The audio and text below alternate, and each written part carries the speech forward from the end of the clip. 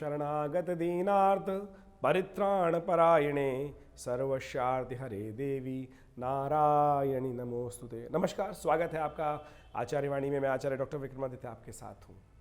सबसे पहले तो तुला राशि वालों के लिए ये नववर्ष कैसा रहेगा ये हम बताने वाले हैं। तो सबसे पहले तो आपको बहुत बहुत बहुत शुभकामना।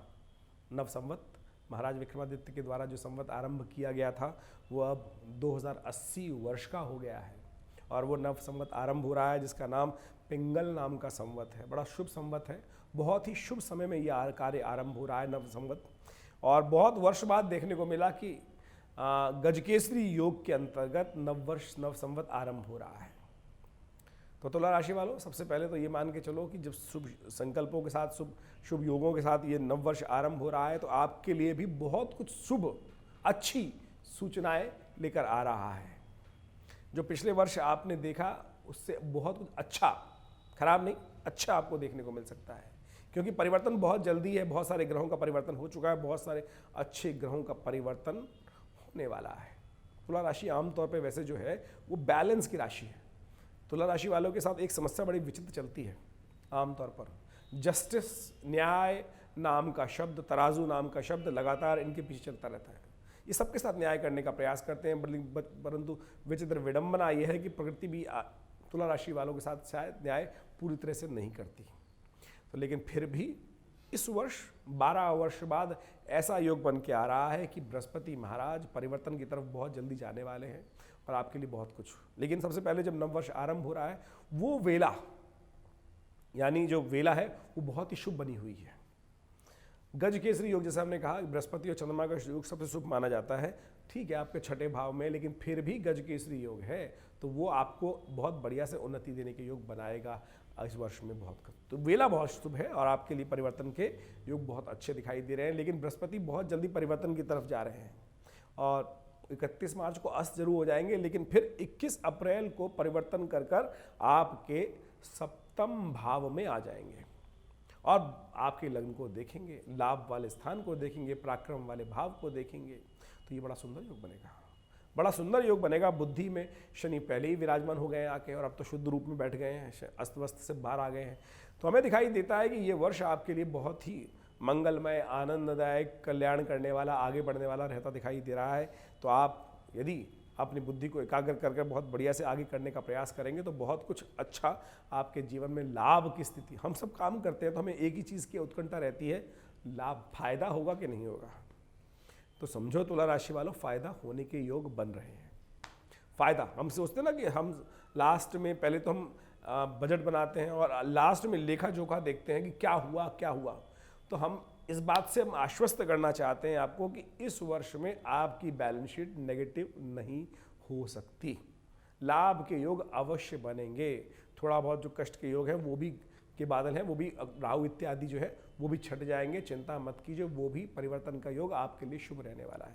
तो मेजर परिवर्तन जो ग्रहों का दिखाई दे रहा है तुला राशि वालों, आपकी राशि के अनुसार से, मैं कोई आपको केवल भ्रमित करने के लिए मीठी मीठी बात करके नहीं बात करता हूँ। मैं तो कई बार ऐसे हमारे कमेंट्स में पढ़ता हूँ आप लोगों के, कई बार आते हैं लोग, पंडित जी आप तो डरा रहे हैं कई बातों में। तो हम जो है ग्रहों का योग बताते हैं आपको। ज्योतिषी जी को डरा के आपको, मैं ज्योतिष गणना के अनुसार से जो है वो समझना चाहिए। ज्योतिष का माध्यम ही यह है कि हमें विचार से समझ आए कि हमारा समय कैसा है और उसके अनुरूप हम अपनी गाड़ी को चलाते रहें। अगर पहले से आपको पता चल जाए कि भैया गाड़ी जो रोड है उबड़ खाबड़ है तो भैया थोड़ा सा स्टीयरिंग संभाल के चला लो। आप कहोगे नहीं तो पता ही नहीं चलेगा, आ गए सीधे आप रेत में गाड़ी चला दी, फंस जाएगी। तो इस बात को समझें कि आपके लिए रोड बहुत बढ़िया, फाइन रोड, जैसे हमारे नितिन गडकरी जी आजकल रोड बना रहे हैं सड़कों पर, वो बहुत बढ़िया तरीके से बनने के योग दिखाई दे रहे हैं और स्मूथ ड्राइव आपकी रह सकती है। आप यदि आराम से अपनी ज़िंदगी को चलाने का प्रयास करेंगे तो बस सावधानी के साथ। तो ओवरऑल 2080 के संबंध में बात कर रहे हैं संवत के लिए, तो ग्रहों की गणना दिखाती है जिस प्रकार से गजकेसरी योग के साथ मुहूर्त के, शुभ मुहूर्त के साथ बुधवार के दिन ये समय आपके लिए आरंभ हो रहा है, तो ईश्वर की कृपा से कल्याणकारी योग बनते दिखाई दे रहे हैं। लेकिन वर्ष के शुरू में थोड़ा स्वास्थ्य का ध्यान रखने की ज़रूरत है।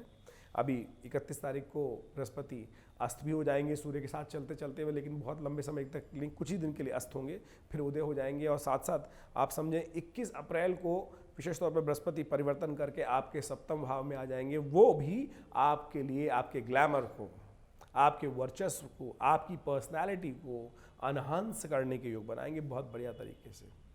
आपको केवल ध्यान रखना है आपने जीवन साथी का, जो लोग शादीशुदा लोग हैं उनके जीवन साथी के साथ विशेष तौर पर ध्यान रखने की जरूरत है, सबको साथ लेके चलने की जरूरत है। इस बात का ध्यान रखते हुए काम करेंगे तो बहुत ही सुंदर योग बन सकता है।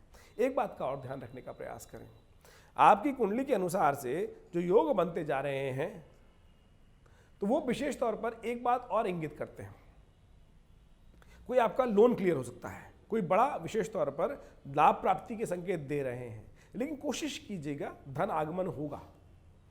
कम से कम आप बुद्धि से ये समझ लीजिए कि हमने आपको कहा कि शनि महाराज के कारण से लोन भी आपके लिए कोई अप्रूव हो सकता है, धन आगमन का योग बन सकता है, लेकिन धन आगमन लोन की फॉर्म में ज़्यादा, लाइबिलिटी की फॉर्म में ना ज़्यादा हो, इस बात का ध्यान रखने का आप प्रयास कीजिएगा। आपके वर्चस्व में, पर्सनैलिटी में बहुत सुंदर तरीके से उन्नति के योग बन रहे हैं। आने वाला समय आपके लिए बहुत उन्नति के योग बनाएगा, अच्छे योग बनाएगा, आगे बढ़ने के योग बनते दिखाई देंगे आपको। तो आप आनंद के साथ काम करने का प्रयास करें।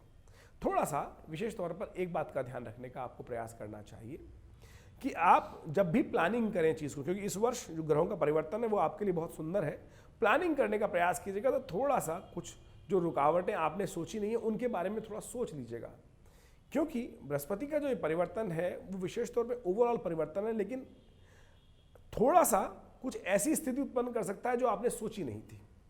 तो उसके लिए भी आपको थोड़ा सा प्रिकॉशन के साथ कुछ ऐसा, जैसे कहते हैं ना हम कि जब डिज़ाइन कर रहे होते हैं चीज़ों को, सोच के काम कर रहे होते हैं, तो कुछ ऐसा सरप्लस फंड उठा के रख लेते हैं, कुछ अनहोनी हो तो उसके लिए हम संबंध उठा के रख सकते हैं, उसको भी संभाल सके। तो एक दो चीज़ें इस बात की ध्यान रखते हुए आपको अवश्य काम करने की ज़रूरत है। बीच में शनि महाराज जो है वक्री भी होंगे, और करीब करीब शनि की वक्री की बात करें तो 17 जून से लेकर 4 नवंबर तक शनि वक्री होंगे। बृहस्पति भी वक्री होंगे 5 सितंबर से लेकर 31 दिसंबर के बीच में। तो उस समय में क्या कुछ करेंगे, ग्रहों का योग कैसा रहेगा, वो हम आपको बताएंगे। आपकी राशि के अनुसार से बिल्कुल परिवर्तन के योग देंगे अच्छे से। और साथ साथ इस वक्त राहु ग्रहों की युति, जब बृहस्पति बदलेंगे तो वो एक साथ हो जाएगी, लेकिन राहु और बृहस्पति के योग बनेंगे तो कई लोग कहते हैं वो विशेष तौर पर गुरु चांडाल योग बन जाएगा, लेकिन वहाँ आपके लिए इतना हितकारी योग नहीं है, क्योंकि बृहस्पति के साथ साथ जो राहु की गति रहेगी वो बहुत जल्दी बदलने भी वाली है, बहुत जल्दी परिवर्तन की स्थिति जाएगी। अक्टूबर में जाकर बृहस्पति के साथ राहु की युति जो हट जाएगी वो आपके छठे भाव में चले जाएंगे। उसके बाद बृहस्पति पूरी तरह से बहुत बढ़िया तरीके से आपको बहुत आगे ले जाने के योग बनाएगा, आपके वर्चस्व में और अच्छी सी इंप्रूवमेंट करने के योग देगा। राहु का केतु का परिवर्तन जो रहेगा वो भी बड़ा कल्याणकारी रहेगा। तो ये नव संवत हमारी गणनाओं के अनुसार से आपके लिए बहुत शुभ रहने वाला है, तो आपको पहले से तैयारी कर लेनी चाहिए।